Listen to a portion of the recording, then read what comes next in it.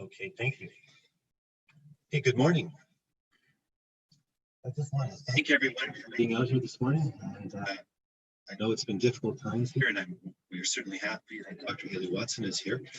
But before I start, a couple of things is that this conference here is being brought to you by the Central Okanagan Teachers Association, the Professional Development Group, and we are excited to have you here, and we're excited to have all the participants, the presenters, and especially the keynote speakers as well here. So I hope you enjoy the 3 days here. And I'd just like to start off and acknowledge that we are on the unceded territory of the Silk people, and that if there's any issues and you have a fire or whatever, please don't worry, just head outside and be safe. Don't worry about this here. If you have any problems, you can call the court office or you can email myself. That's Jim Jameson. And now about Dr. Watson. There's a lot to say about Dr. Watson, but I'll keep it short because I know you want to hear her, not me so much. So just to start off here, that she's a clinical psychologist. She's a program developer, and her passion is helping people find the freedom in cultivating their deepest truth and living up to their fullest potential.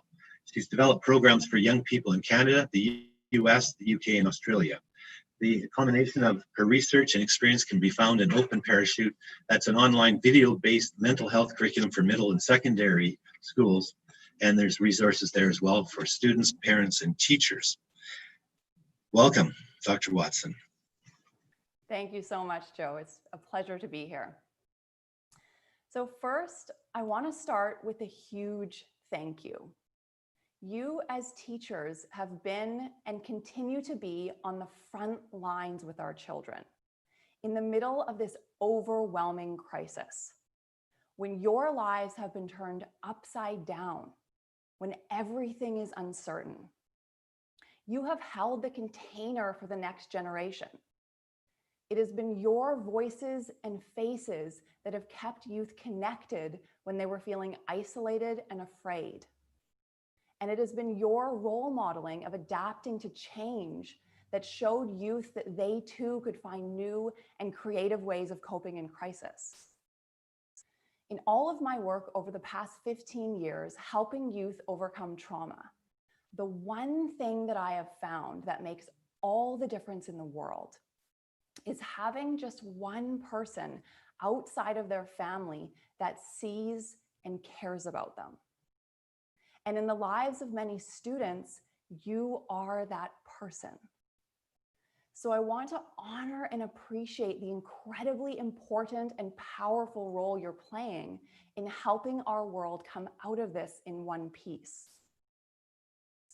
And being in this role of teacher, of being a helper, with so much on your plates, this takes a toll on your own well-being. It can't not. The work you do is taxing and draining and intense. Yes, it's rewarding. Yes, it's beautiful, but it can also be very grueling, especially after a year like last year. It seems like we all barely caught our breath from the insanity of the spring. And here we are again, ready to dive into another year of teaching. So let me be the first to say to you, it is perfectly normal if all you want to do right now is get up from your seat and run for the hills. I hear you. And thank you for staying. Thank you for staying in this conference. Thank you for staying in this role of a teacher. Sincerely. So I'm going to give you some pointers in this talk that will help you navigate the challenges to your own well-being that have inevitably arisen in the past few months. I'm really excited to be a part of this conference in particular. The theme of this conference is connecting, community, and wellness. And these are specific areas of passion for me. So I'm delighted to open this dialogue that you will then continue in all of your presentations over the next 3 days.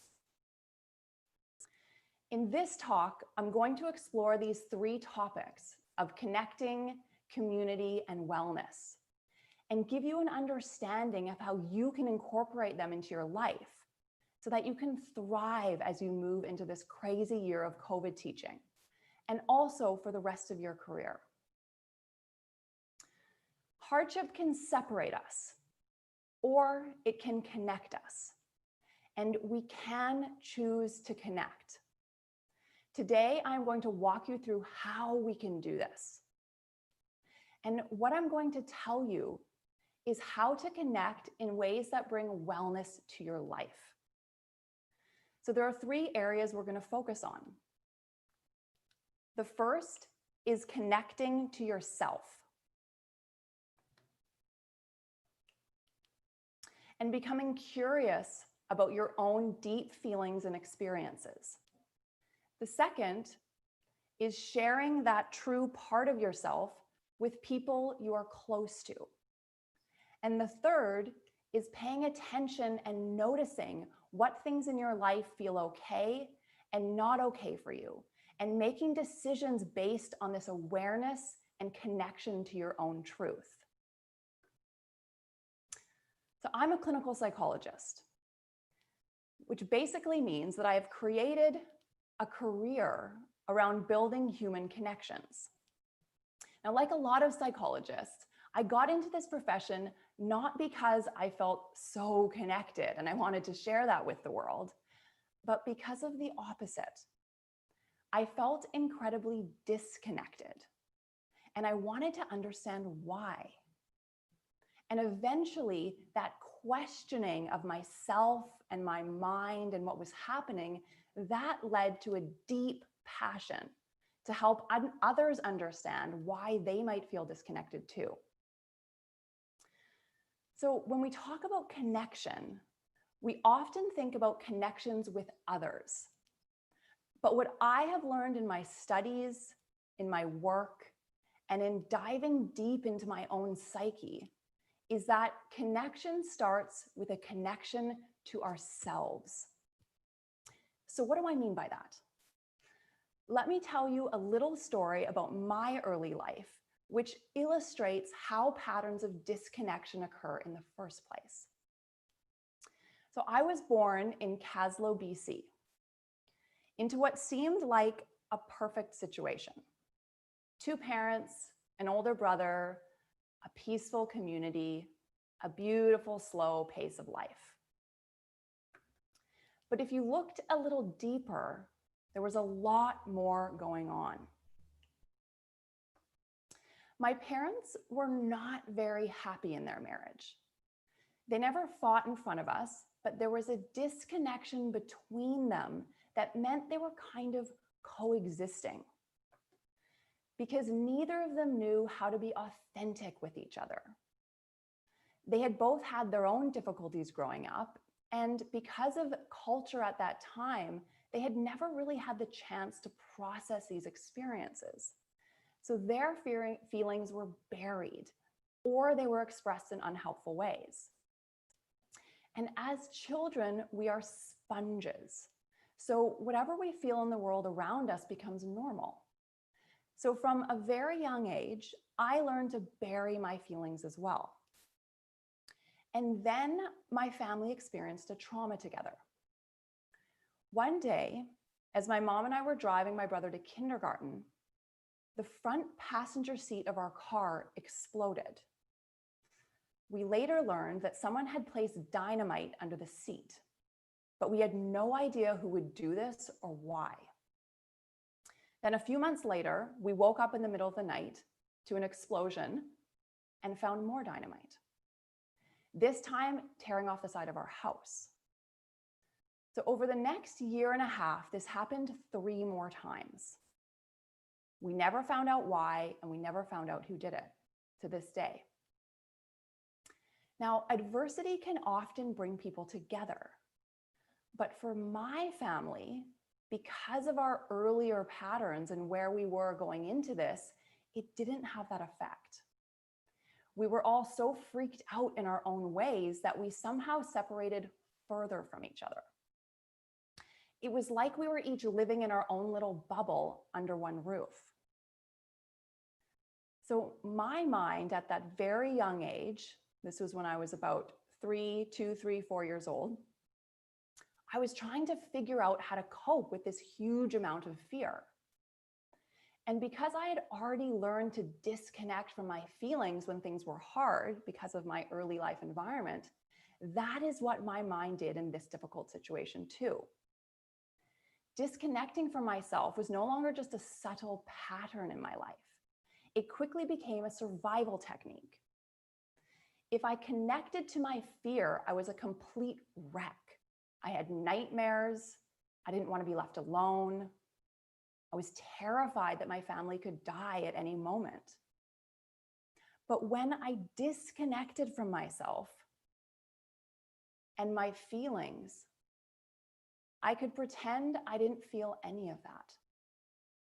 This allowed me to function. I could go to school, I could play sports, I could have sleepovers. I could be what looked like a normal kid. Granted, I may have not been as girly as many of my peers, but I could fit in if I just stayed far away from what was really going on inside. Now, this may sound like a helpful coping strategy. It helped me to survive. It helped me to fit in. It helped me to engage in life, in school, in friendships. And it was helpful in the moment. But as I'll share with you, there are negative long-term effects of pretending things are okay when they're not okay. And this brings me to why community is important. When I was about 2 or 3, in the middle of this sort of crazy, tragic existence, I met a girl on the beach whose family was vacationing in Caslow. And she and I just got each other. Around her, I could feel, because she saw me, in that inexplicable way that good friends just get you. We visited each other every summer, and we developed a deep and lasting friendship. This experience changed the whole trajectory of my life, because having her as a friend meant that I knew what it felt like to connect. Community is what helps us feel safe to share our real selves with the world. To this day, that little girl remains my best friend. And she's actually a teacher in School District 23, which is why I'm so specifically excited to be working with your district to enact change. Some of you might recognize her. I'll leave it a mystery. So let's move on to how we can define wellness. As I mentioned, I learned to disconnect in order to function. And unfortunately, I learned how to do this very well. I could function very well, which was actually part of the problem. I functioned so well that no one had any idea I was struggling. I got good grades, I excelled at sport, I had lots of friends. Eventually, I grew up and went to university and lived overseas. On the surface, I was generally bubbly and happy and excited about life. But eventually, all of that came crashing down when I woke up one day to realize I had no idea who I was or what I wanted in life, in relationships, in anything. It was only when I finally started therapy as an adult that I started to learn to reconnect to myself. It was only when I made specific time in my life to go deeply into my past hurts and release them that I could start to be real with myself and the world around me. When I learned to be real, when I learned to really feel and express what was really going on for me, what I liked, what I didn't like, what was okay, what was not okay, that is when my passion truly ignited. So it was only by doing that inner reflection that I found the drive and the excitement to do the work that I do, which is creating school programs so that every child has access to this learning, not just those that make it into therapy. and not just those who are overtly struggling. And so as you go through this conference, I want you to keep in mind that what you are doing right now, connecting, building community, even though it's online, it's still community, and making time to learn about wellness, these are the perfect ingredients to help you as you navigate thriving in the year ahead. And know that whatever struggles you're facing, whether they're past or present, by taking the time to explore them deeply, you will reconnect to that passion and fire within you that makes you the amazing teacher that you are. And that causes you to feel excited and joyful about your life. So let's look at what gets in the way of connection, community, and wellness for teachers. As a teacher, there are so many competing priorities. Teachers make an average of 1,500 decisions a day. You are constantly being asked questions and having to decide how to respond to students, to parents, to colleagues, how to teach and mark your classes, how best to spend your time to get it all done. A recent study found that 93% of teachers feel the negative impacts of the high levels of stress in this role. That means that only 7% of teachers experience low stress and feel they're getting the support they need adequately to cope with the stressors of their job. Your role is to be switched on in front of a live audience all day, every day. Being here in front of a live audience, I feel for you. Doing this all day, every day in front of people that are, especially in an online world, you're not sure how things are landing. When you're in a classroom setting, students might be engaging, might not.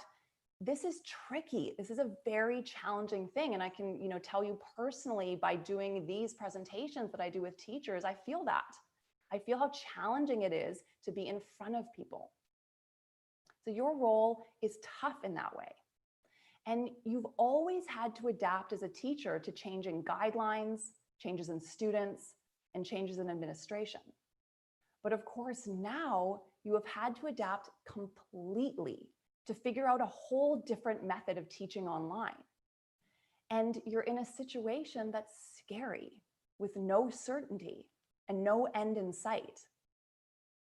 So these factors are going to be triggering your own survival stress response. They can't not. You're facing a threat to your safety and to your way of life. So a part of your mind will be remembering any past struggles you have had. Because what our minds do when we're faced with threat is they search through the memory banks to try to find things that have happened in the past that were also a threat, and try to use similar coping strategies. Just like in my example of the layers that I was explaining to you, how my mind coped initially, how it then coped to the next trauma. These are the patterns that happen in all of us. So your mind will be sending you messages that are a reflection of your past struggles. If your past struggles made you feel isolated, that is what you will most likely feel now. If they made you feel unworthy, that is what you will most likely feel now. If you learn to bury your feelings and just get on with things, that is what you will be inclined to do now. None of these patterns are right or wrong. They're simply our very natural human reaction to crisis. And it is this natural human stress response that causes us to react in ways that often separate us further. In this current crisis, there are lots of ways that we are becoming separated and divided. Just like my family in my early life, each living in their own bubble of fear when our house was being bombed. as humans, we have a tendency to push others away when we're frightened. We go into a state of protection because we don't believe and feel that we have connection. So for example, when I was a teenager, my parents got divorced, which was another layer of my pain. So I now know it was definitely the right thing to do. And all of my family have incredibly wonderful connections now, and I'm close to them. But there was a long period of time where that was not the case. When it happened, it came out of nowhere for me. I had no idea that my parents weren't perfectly happy. And not only did the divorce come suddenly, but my mom also moved to another country at the same time, all of a sudden out of nowhere. So in that experience, you can imagine what I must have been feeling as a 16-year-old girl whose world just fell apart, whose mother just left, who already had all of this buried fear deep inside of me. I was a bit of a wreck. I was feeling so overwhelmed and sad and lonely. And I remember this girl, she was a year older than me, and she came up to me, and I didn't know her that well. And she said, "Hey, I'm really sorry. I heard what happened. I'm really sorry that happened. That's a really awful thing for your mom to do." This was a very kind gesture, especially from an older student. As we know, there's a lot of hierarchies in schools. An older student to approach a younger student and really acknowledge their pain is a beautiful thing to do. But of course, my reaction to that was to hate that girl. I remember in that moment just feeling so angry with her. Like, how dare she bring this up? How dare she say this to me? I don't even know what I said to her. I think I just ran away. I don't know what happened actually, but I remember this feeling of just, ugh. And I feel like I carried that grudge with me for like a few days or a few weeks. Like, I just was so frustrated with her. Now, if we break that down, what was happening is that I felt so ashamed by my feelings. And I felt so ashamed about what happened. Because when we're young, we don't know how to put things in context. So I thought my mom leaving meant there was something wrong with me, that I wasn't lovable enough to stay. And this is what our minds do, whether we're aware of them or not. So I didn't have a conscious thought. I didn't think that out in my mind. I thought, oh, mom left. It's probably my fault. There's something wrong with me. It wasn't a conscious thought. This was all happening under the surface. So this is what happens in our brains.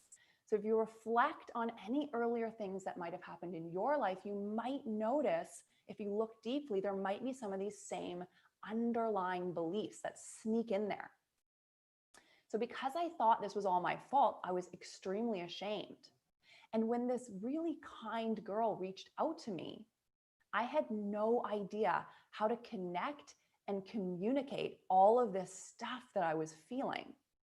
So I got angry with her to protect myself from the threat of my own emotions. So my anger to her was really about pushing my own feelings away. Of course, she didn't cause any of these feelings. She just said something actually quite kind. But my mind turned her into the enemy, because having someone to blame for the way I felt was a way of coping. And because I had no clarity what was happening and how I really felt about the situation, when she said that thing to me, that is when my feelings arose. So in my mind, I thought she caused those feelings. That is the link we make. Somebody says something to us, and in that case, it's a little bit more clear to see when I look back, because what she said was quite nice. But imagine she said something unkind. Then we would collectively, as a culture, this is the way we operate. We would say, oh, it's her fault that you're feeling ashamed. It's her fault that you're feeling bad. She said something mean to you. And yes, of course, it would have been awful if she said something mean, and we would have wanted to deal with that. But those feelings of shame and sorrow and overwhelming, not knowing what was happening. Those feelings were in me, no matter what she would have said or done, no matter what anyone would have said or done, whether it was kind or unkind. The feelings that arose were a product of my own personal past experience. And we cope with them by making someone else the problem, making the trigger the problem, making the thing the person just said the problem, making whatever's in front of us the problem. This is what we do when we're hurting. We look for people or things to blame for our feelings because they seem too big for us to face. This is how we create in-groups and out-groups. The people we blame for our own emotional reactions become an easy target. By rejecting them, we're really rejecting our own emotional experience. This is why, as a society, we have things like racism and sexism and all forms of prejudice. We're seeing lots of examples of this in the world right now, unfortunately. So let me tell you another little story, a current one. So I'm living in California right now, and this summer, I drove up to Canada to film teenagers for our mental health curriculum program. So we quarantined and we were taking every safety precaution, and no one we were in contact with was sick. But when people saw our California license plates in their communities, their immediate response was often one of aggression. So the first day we came out of quarantine, we were in Nelson. Now, this is the town I grew up in most of my life. And generally, when I go back there, I'm practically bombarded with warm smiles and random friendly people wanting to chat. You almost feel like it's not real. People are so friendly there. If you've been to Nelson, you know what I'm talking about. But this time, instead of warm smiles and hugs from strangers, we got a very angry note on our car telling us to get out, using some not very nice language. So we end up putting a sign on our windows saying, "We're Canadian, we've quarantined," and we even added, "We love you," in order to try to cut through the aggression. But people still yelled at us out of car windows as we drove across BC. They still freaked out when we were parked in their neighborhoods. And this is totally understandable. This is not because they're bad people. I mean, these are Canadians. We're the nicest people in the world. This reaction was happening because people right now are scared. They're overwhelmed. And they don't know what to do with these feelings. Because as a culture, we don't teach young people or adults how to cope with overwhelming feelings. It's not yet part of the core learning that we get as humans in our culture. This is changing. But right now, none of us have these skills. Unless, of course, we go to therapy or we specifically put effort in to get them.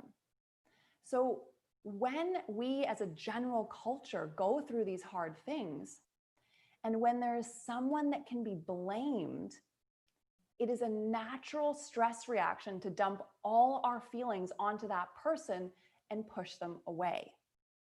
So it is really understandable that people seeing American license plates in Canada over the summer got really angry. Because of course there were some situations where people were crossing the border and being very not careful. But when we see that license plate, we dump everything onto it. We make them the bad person. This is a natural stress response. All it's indicating is that underneath, there's a lot of feelings that we don't quite know what to do with. So we see the same thing happening in the US between cops and civilians. A lot of overwhelmingly awful things are happening. And there's a lot of hatred that is arising between these groups on both sides. Again, very understandable.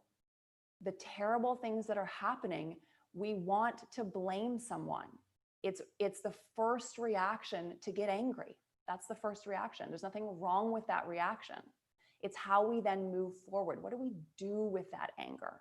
How do we turn that anger into positive, proactive action? But the first thing that'll happen is always the divide and the aggression. So I also see a huge divide in the US between Republicans and Democrats. It's fascinating. I don't know how many of you follow US politics, but it's so extreme. I swear they blame each other for everything. You know, if the weather is bad, the Democrats will believe the Republicans are funding a secret mission to destroy the planet. And the Republicans will believe that the Democrats are faking the weather to falsify climate change. You know, the battle is such an easy target for blame between Democrats and Republicans that the media and political leaders blame every single struggle on the other party. So the whole country is being shown this role-modeled coping strategy of blame and divisiveness. And these patterns occur in much more subtle ways as well. You know, we blame our spouses for things not working out in the way we wanted them to. Kids reject their parents when they hit adolescence and life starts getting really hard. The parent is the easiest person to blame because they're right there. There are often divisions between teachers and administration when there are high levels of struggle and stress in school settings. We have ongoing cultural battles between one race and another, between one sexual orientation and another. These are all natural human reactions of protection when we feel we are under threat. It's not personal, and none of these fights are really about the issue at hand. They're about pain and about our struggle as humans to connect to that pain, and therefore our struggle to connect to each other. So, how do we choose another way? Well, the good news is we can change this paradigm. It starts with prioritizing connection, community, and well-being. So we'll start with the first part of the theme of this conference, connection. How do we connect to ourselves really? Every positive change starts with an acknowledgement that we are not where we want to be. Some of you may have heard of the Stanford Prison Experiment. This took place in 1971. And they took a group of young men and randomly separated them into roles of prisoners and prison guards. And they were trying to understand human behavior. What happened immediately in this experiment is that the prison guards became cruel and domineering. And this intense animosity arose between the two groups. They were hurting and they started hating each other within a matter of days. The situation was really intense. And what that led to was this division. And the lead researcher was right into it. So he was playing the role of prison warden. And he was so into it that he failed to see how damaging this experiment was to his participants. He brought in another researcher to act as a prison inspector after a few days. And she took one look at what was happening and said, "No, this is not okay. You cannot do this to people." And the lead researcher had to feel the sense of failure and probably of shame that came with this experience. He had to see that what he was doing was not okay. And with that realization, Of course, he stopped the experiment, but more importantly, by acknowledging the reality of what was happening and how much of a failure it was, that was what led to a whole new avenue of research and an exploration into why this happened. So as a result of understanding this failure, this researcher learned how quickly humans divide into in-groups and out-groups when they're under threat. And that experiment is still taught in criminology and psychology classrooms to this day because it was a failure. Most great realizations come from the recognition that something isn't working. That's how we invent everything. Any invention you can think of started with someone saying, this doesn't feel right. This isn't working. I've made this one thing that's not effective. So it's only by going into these experiences and these feelings that we can create wonderful things in the world. So how does this apply to you right now? Well, the question I'm asked over and over by teachers right now is, how do I deal with uncertainty? The answer is to connect to that uncertainty. So we can question, what does this feel like for you? What does uncertainty mean to you? To me, because of my childhood experiences, uncertainty means danger. To you in your life, it might have meant a loss of love or a failure. Let yourself feel these things and know that they are part of your personal history. These feelings are not just a product of what is happening around you right now. Our external circumstances impact us. We can't help or change that. But the feelings we feel because of these external circumstances are our own reaction to these situations, which will be layers and layers and layers of our own personal story and experience, which is why people are feeling and acting and thinking in all these different ways when we're all facing the same struggle and crisis. The experiences are different because our stories are different. And the process of managing our reactions starts with honoring and acknowledging the feelings that are there. So I want you to picture a small child who is frightened about their first day of school. What would we say to this child? We wouldn't say, stop being scared, that's stupid, right? We wouldn't say, just pretend you're not scared so that people will like you more. We wouldn't say any of those things. And yet, that is often the language we use with ourselves, whether we realize it or not. So to this child, we would say something like this. We'd say, I'm sorry you're scared. It's okay to be scared. This is new and different and strange. We would say, I know that you can do this. You're brave and strong and you can do hard things. We would say, the cool thing about doing hard things is that usually they lead to exciting new experiences, like making new friends. Then we would ask, what do you need to help you face this big and scary event? Do you want to take a photo of your mom and dad with you to school? Do you want your favorite toy in your backpack?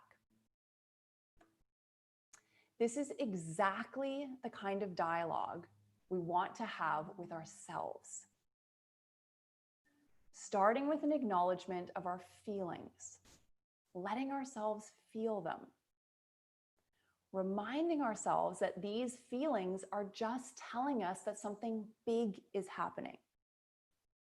That change doesn't have to be a bad thing. That when we move towards things that scare us, great and unexpected outcomes can happen. And then we ask ourselves, what do I need to help myself and take care of myself through this? When you know how you feel about things, and when you know what you need, then you can connect to others in the same way. So even in this online world, we can have very meaningful connections when we connect to each other's true, deep felt experience. So when we see a student is struggling, we can ask how they're really feeling. And we can make space for them to express and share their fears and concerns without having to fix it or make it go away. Just listen and remind them it's okay to feel these things. And ask them what they need to help with these feelings. There is not one thing that every person is going to need. There is not one way we should all be feeling. Everything about well-being is individual. So we need to start learning and teaching the practice of looking inward. When we do this for ourselves, it becomes second nature in our interactions with others. So that means that all of our connections will become more rewarding and nourishing.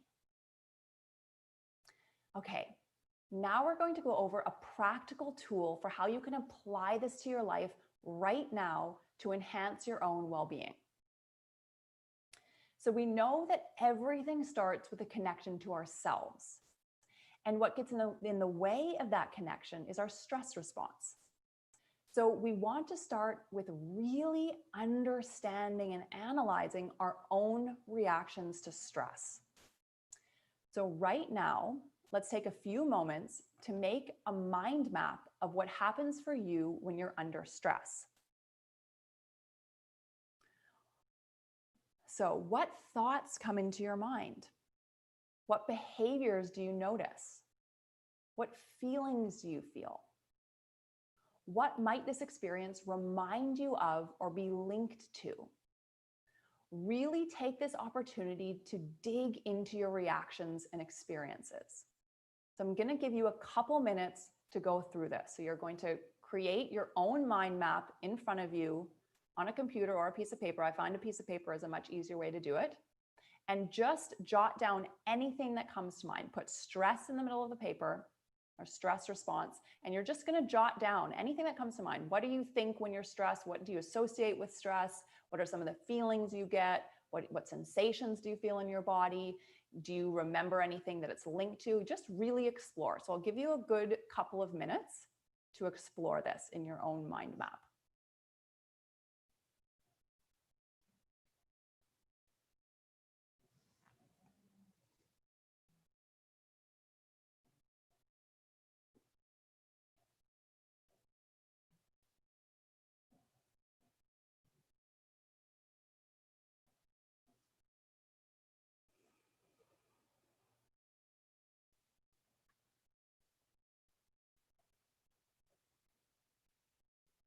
And I really encourage you to do this writing it down.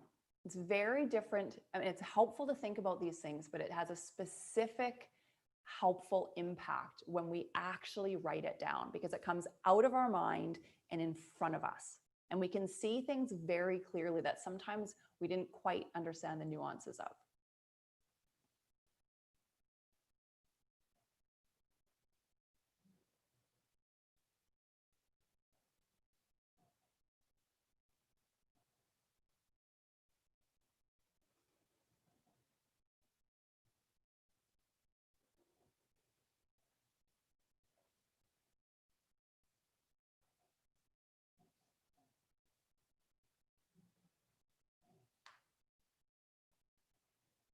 So I'll give you about another 30 seconds with that.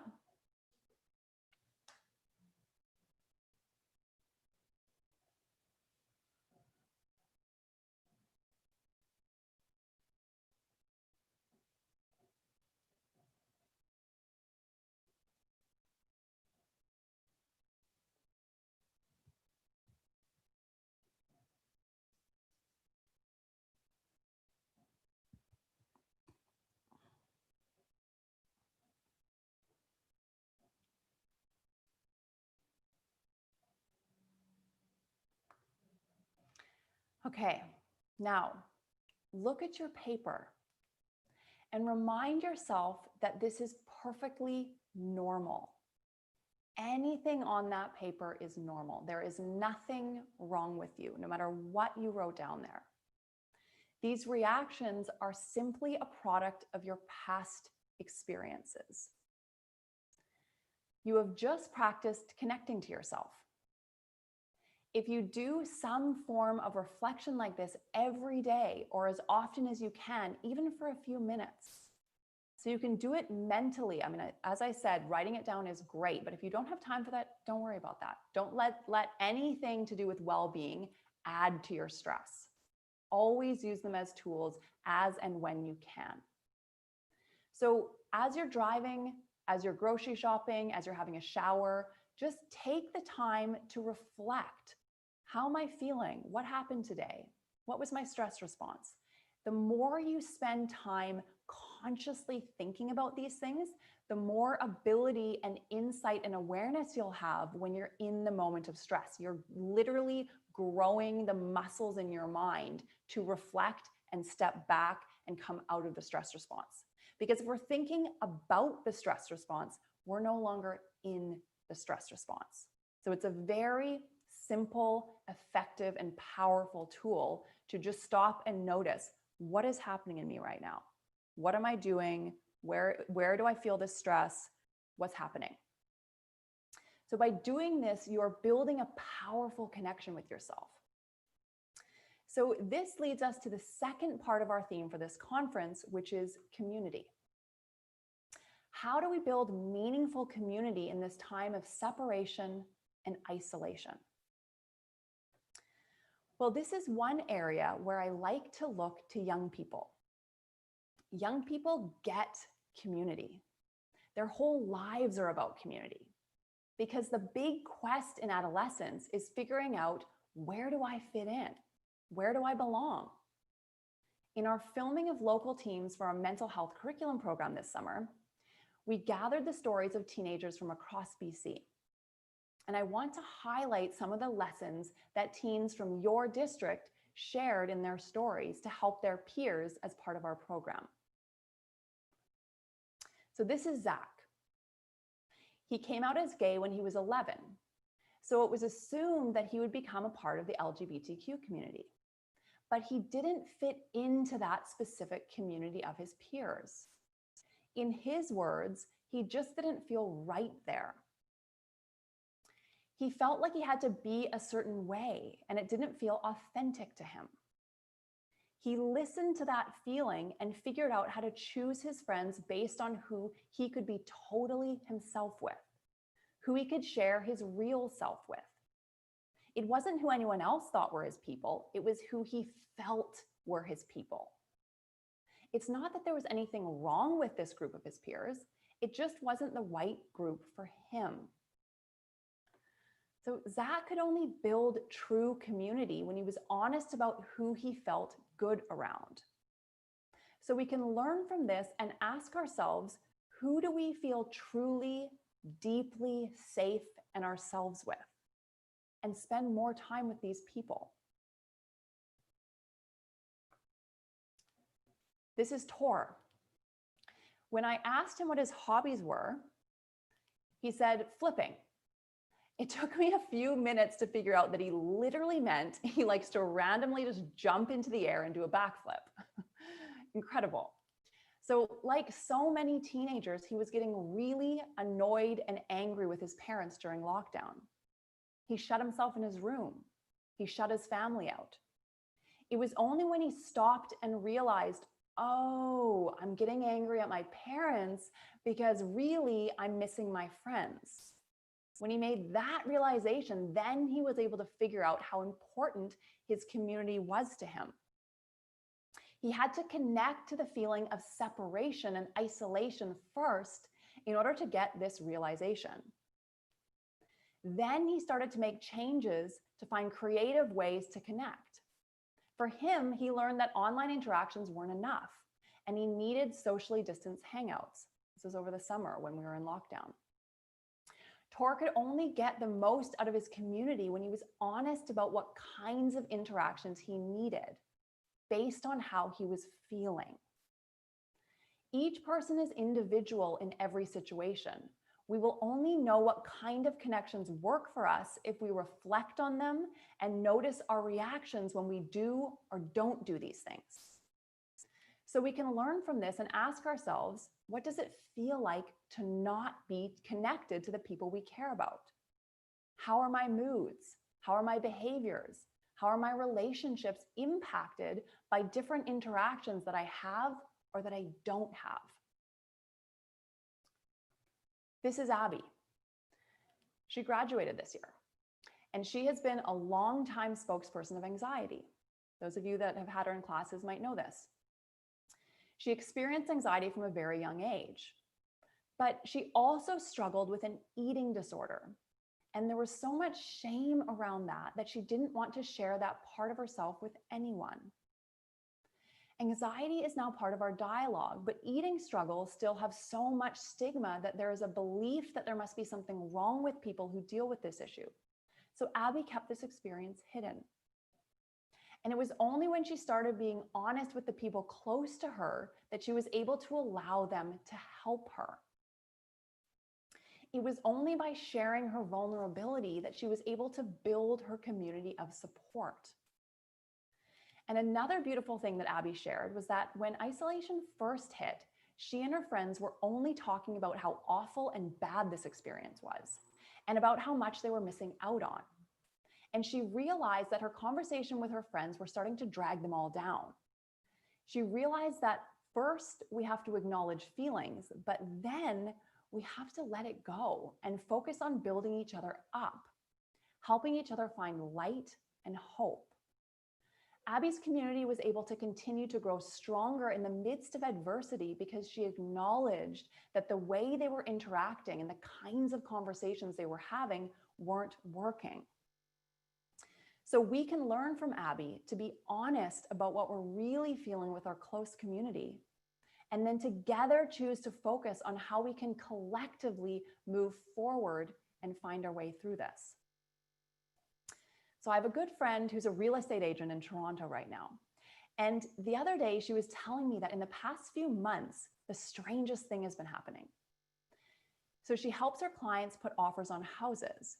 And what seems to be occurring in the last few months is that many people are now choosing who they sell their houses to, not by who makes the highest offer, but by who they feel connected to as buyers, who they think are good, kind people that they genuinely like. It seems like one of the amazing silver linings of COVID is that many people are learning to make decisions based on their values and caring about each other instead of just how much money they can get. That is so exciting to think about this change that is happening. And this is the path we can all take. After our initial fear-based reaction that often pushed people away, when we're facing something hard, we can also use it as an opportunity to really reflect on what matters in life. COVID is helping us see that nothing is permanent and reminding us how important our precious human connections really are. And only when we take the time to stop and reflect on how we're interacting with others can we get this valuable learning. So now we're going to look at another practical tool for how you can apply this learning to your life right away. So I want you to look at your mind map again. And I want you to pick one thing that you noticed about your experience that is hard for you when you are under stress. And decide on one person that you trust that you're going to share this part of yourself with. It's amazing that we assume people know what's going on for us, especially the people we live with. And we assume we don't have to tell them, or they should know, or maybe we assume that they wouldn't understand. We can only keep creating helpful, supportive community in our lives when we communicate our truth. So I want you to write down on your paper one thing you are going to share and the one person you're going to share it with. Just give you a moment for that.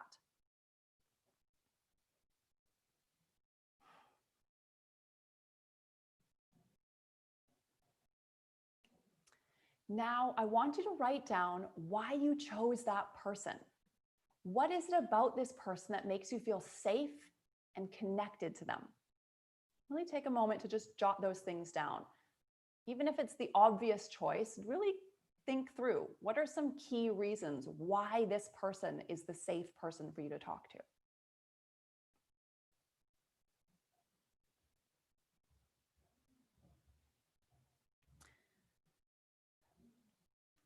Now, reflect on what you usually talk with about people in your life. Maybe it's helpful, supportive conversations, or maybe sometimes you talk about things that drag you down. Take a minute to write down one thing that you find yourself talking about that doesn't help you feel inspired or excited about your life.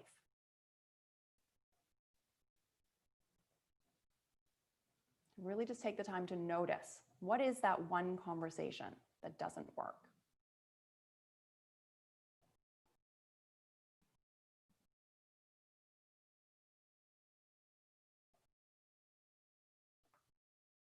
So you have now set the stage for building supportive community.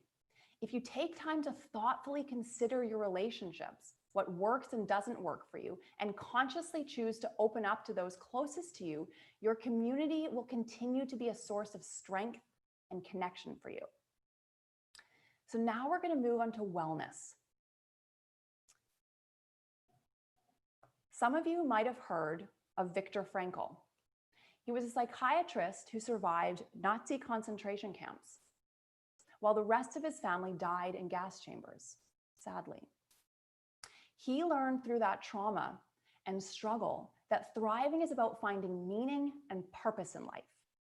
He was able to get through it because he discovered a way that he could help others cope with this devastating experience.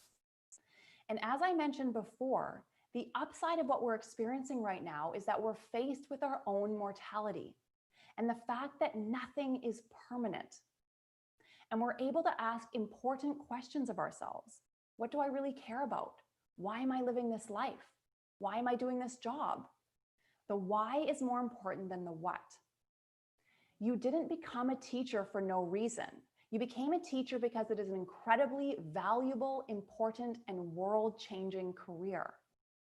You became a teacher because something inside of you said, yes, I want to help shape a brilliant future for our world. I want to be the person in a child's life that gives them hope and confidence. Now is the chance to reconnect to that purpose, to find all the things in your life that connect you to that fire, that excitement, that joy, and have the courage to really look at the things that take you away from that. Whether it's the thoughts you might be thinking, like worrying you're not a good enough teacher maybe, or thinking about all the things you should be doing but don't have time for. Or maybe it's actions you sometimes take, like not reaching out for the help you need to break that habit you know isn't helping you. Because all that really matters when it comes to well-being and thriving is whether we're lit from within or searching for a light outside of ourselves, trying to find a perfect light that won't cause us any pain. There is a brilliant light in all of us, each and every one of you. Your job and our job, as I see it in life, is to keep digging within ourselves to connect to that light. And in my experience, just like anything worthwhile, it's a journey. It doesn't just happen in one instant, and it's not always easy. Luke Skywalker had to go into that dark, scary cave alone in order to really know himself. This is a powerful metaphor for moving through difficult times. We can stand outside that cave forever, but it isn't going anywhere. If we enter into it, if we have the courage to drop our defenses and just say, okay, whatever's here, whatever I'm feeling, I'll face it. In that moment of surrender is when we find our strength. Actor Chadwick Boseman is a great example of having the courage to face our fears and stepping into the unknown in order to be true to ourselves. Now, when you're a struggling actor, the last thing you want to do is jeopardize a chance in a role if you're given it.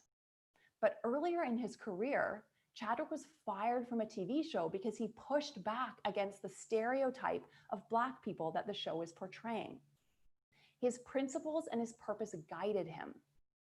His why was more important than just becoming famous or making money or being an actor.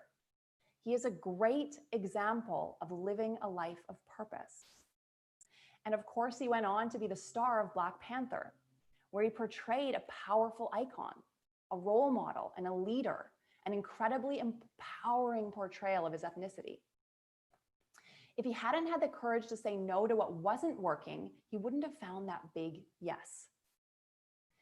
We can all learn from this, having the courage to feel what we feel, to speak our truth, and to make decisions based on what resonates with us on a deep level. Teaching is an incredibly challenging role. You are vastly underpaid for what this role requires. And that's not a reflection of our government or your bosses. That's a reflection of our culture being very slow to realize what's truly important.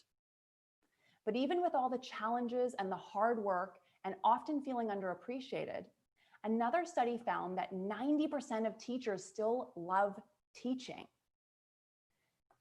Now, why is that? Because you as teachers are living a life of purpose and meaning. Deep down, you know that when you show up, it means something. So give yourself space to feel all the fear and frustration and confusion you may have about this coming year, so that you can also reconnect to that fire in you, the reason you chose this profession, the reason you care about what you do. We can't choose to feel some feelings and not the others. So if we're not acknowledging the hard parts, we can't feel the brightness. Equally, if we're bogged down with the awfulness of it all and not acknowledging that there's also joy to be had, we'll feel stuck and static. We need to give space for all the different ways we feel, and know that we often experience many, many feelings at once. I want you to close your eyes for a moment and imagine yourself in 5 years. You have overcome this challenge and you've figured out all the struggles you're currently facing, whatever those are. Feel what that's like. Notice what you look like, how you're carrying yourself, what you might be thinking or saying or feeling in this future empowered version of yourself. Now reflect for a moment, what do you need to get you there? What needs to change? And what is one small step that you can take towards making this change?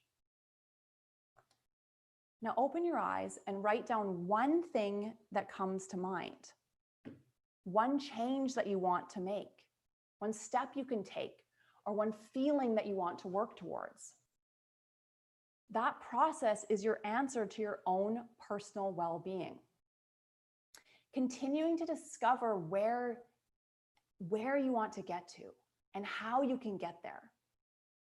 That is the key to well-being. The only person that knows the answer to this is you. Wellness isn't just one thing. I often hear the phrase, marriage is a decision you make every day. So is wellness. It's a series of decisions we make every single day. Am I going to prioritize my own inner compass? Or am I going to override it because what other people think is more important? Or because I've decided I should be able to handle this, so I'm just going to pretend it's okay? I'm not saying this as someone who has all the answers. None of us do. Anyone who tells you they can fix all your problems with one simple formula or plan or strategy is lying. We are all in this together. We're all bumbling our way through life. The only thing that really and truly works is listening to ourselves every single step of the way. Because only you know what's right for you in each and every moment. So before we move on to a quick Q&A, we're going to do a final practical exercise for applying this learning. So I want you to take a piece of paper and draw a line down the middle. On the left-hand side of the paper, I want you to make a list of everything you can think of on your to-do list. This week, today, this month, this year, anything and everything that comes to mind. Just quickly jot down, even if you just jot down 5 or so things, 10 maybe. If you're like me, you have lots and lots of things you could think of. Just take a second to do that.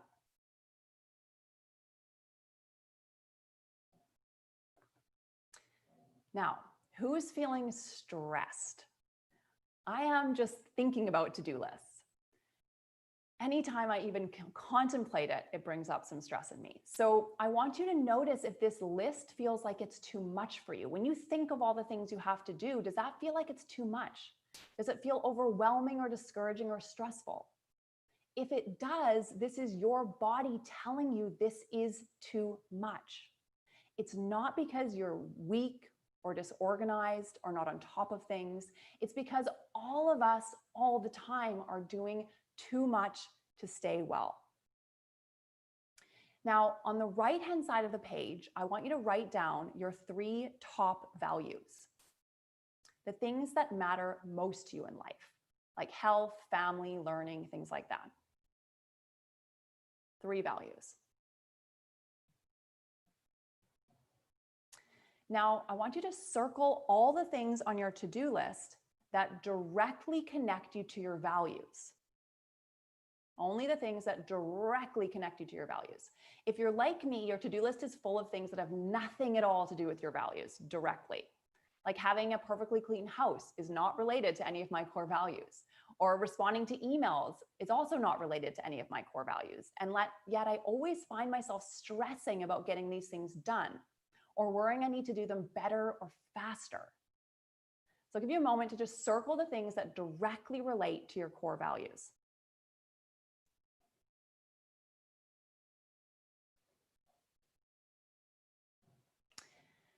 Now, I want you to pick one thing, or if you can, 3 or 5 things on your list that are not related to your core values and make a conscious decision not to do them. So cross it off your list, but do it thoughtfully.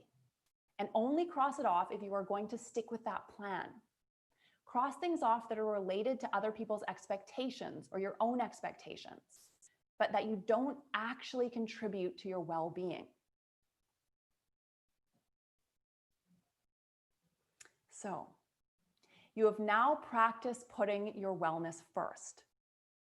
If you do this every time you make a to-do list, even if you just run through a short mental check of, does this feel like too much to do today? And if so, what can I cross off? What's not related to my actual core values? You will be creating a life that will bring you more well-being and thriving. Okay, we have time for a really quick Q&A, and then I'll finish off with a few final comments. So if anyone has any questions, just pop them in the chat and I'll see if I can get to a few questions.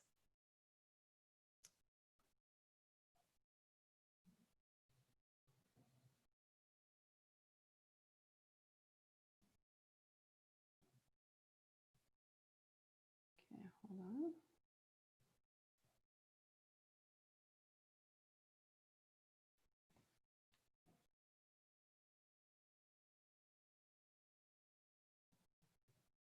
All right. No questions? I don't see any, unless I'm missing them. I don't see questions. That's fine. We'll move on. We're near the end anyway. So if you have any questions in the future, please feel free to reach out. I'm happy to answer any of them. And you might see me, I'm running about 6 more sessions. So feel free to pop into my sessions and ask questions there. Okay, so let's get back to here. Okay, so I just want to say a few final words to wrap this up. So firstly, I've just released a COVID support module for teachers, and this is freely available through our website. So I'll put that link up there for you. So if you or your colleagues would like some extra support at this time or a way to connect to each other and support each other, whether that's virtually or in person, please use this resource. What you are going through is hard. And I want you all to know that there are a lot of us out here that want to support you and who are incredibly grateful for the service you're offering the world right now. There are a lot of things that I don't know about in life.